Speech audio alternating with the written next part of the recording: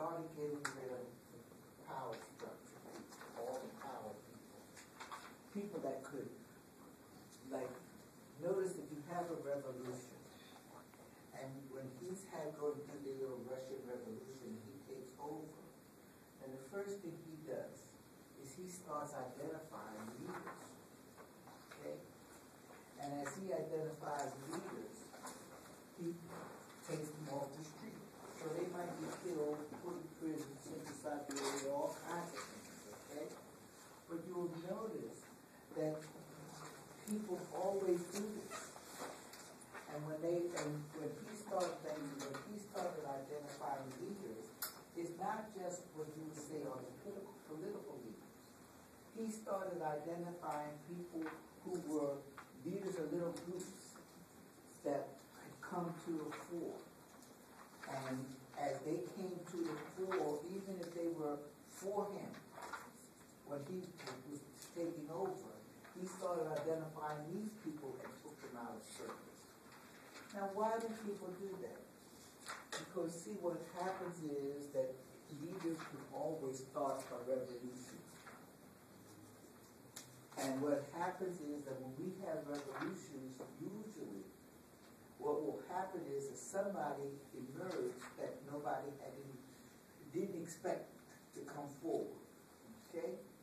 One of the reasons the Civil Rights Revolution, or whatever that was, took place was because the leadership was unidentifiable at Columbia.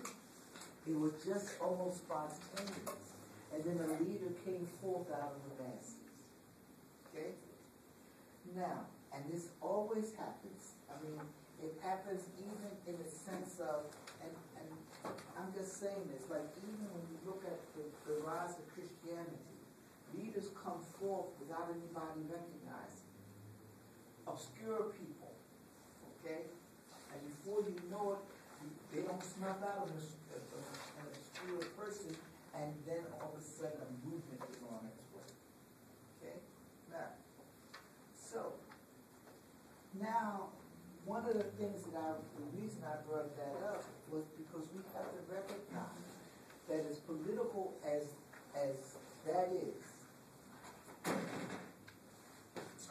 as political as those things seem, but that's sociology. It's sociology in the making. And what we will discover is that almost all of the things that we consider to be political turns out, if you have something you need to do, then you better do it. Okay.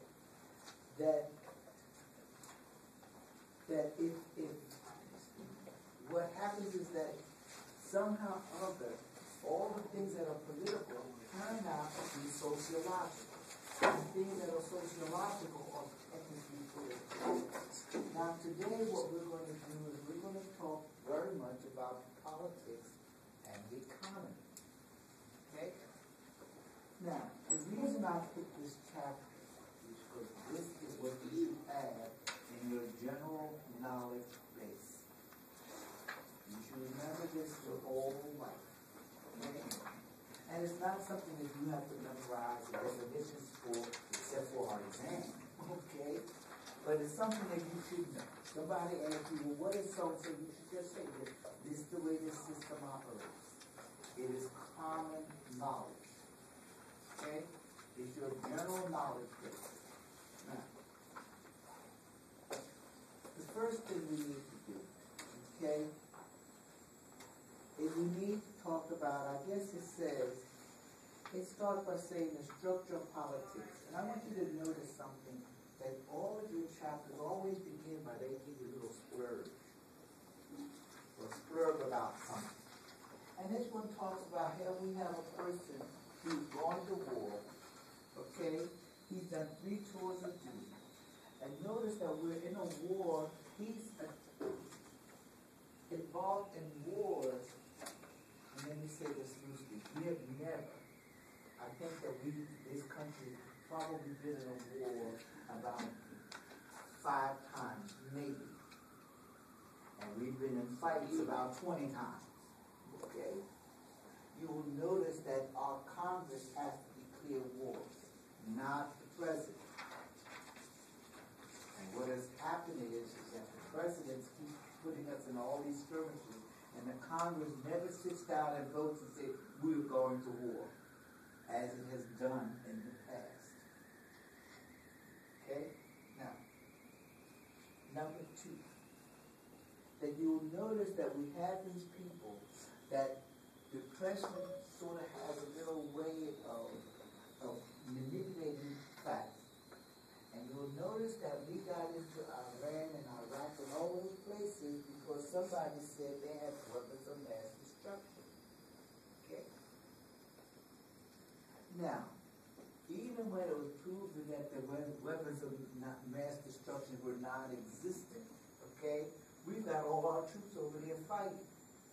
So now the trick is that you've got to explain to the people why we're fighting this war.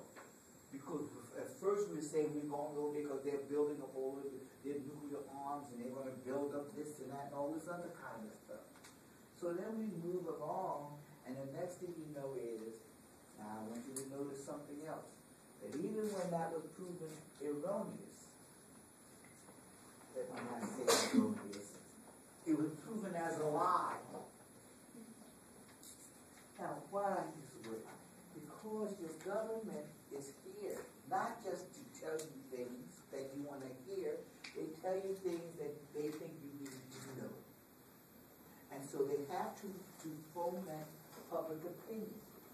So sending troops over to protect something is one thing. But now, our problem is that even when that was proven wrong, you notice that there was no call for let's remove the Secretary of State. This person is telling us all these things. That's what governments do. That's the job of the government. They don't tell you what you want to hear. When the government tells you what you want to hear, we're in serious trouble. Okay? If the government tells you that this country is going down the tubes and blah, blah, blah, we're in trouble, people. They always paint a rosy picture on everything. That's their job. Okay? In the midst of a depression, they're going to act like things are cheery. Okay? Now, what has happened is that we now are dealing with politics. And remember, once upon a time, I said something about, well, what do we call public policy? And public policy is whatever the government does and whatever the government does not do. It's the same thing. Okay? Now, politics is important. It's a social institution again, okay? And notice again that these things are socially constructed. There's nothing that says it's preordained to be a certain way. It's just a construct, okay? And it tells us how society operates, okay? And what it does is it sets the groundwork and the goals and the rules and what are the priorities for a country. Now, when we look at this person who's been fighting in Vietnam for three years, or not Vietnam, but in Iraq for 3 years, and then he turns around, and that's not even his real problem, because he's still trying to stay alive there, but his problem is that he's losing his home. Okay? Because he's not making enough money to pay his mortgage. Okay? And so what is happening is the question then becomes that he's there to save the American way of life, as we might put it, but then he's going to lose his job, which means that now he's got something else that he has to worry about, because he's going to lose his house, his family's going to be put out to the street, and we've had thousands of people in that situation. Thousands.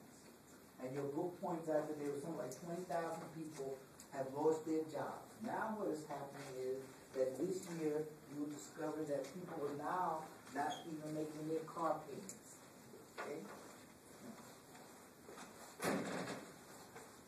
The first question, and remember I told you once again that introductory courses are vocabulary building courses.